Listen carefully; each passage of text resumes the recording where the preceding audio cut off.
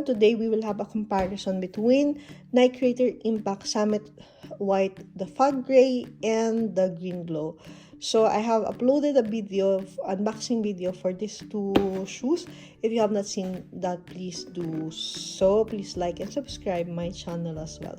So let's go. This is Night Crater Impact Summit White, the Gray Fog. So this is, the original price is 1,245. And this is Night Crater Impact Summit White Green Glow, and this is 1,045. I bought this in Zalando.no.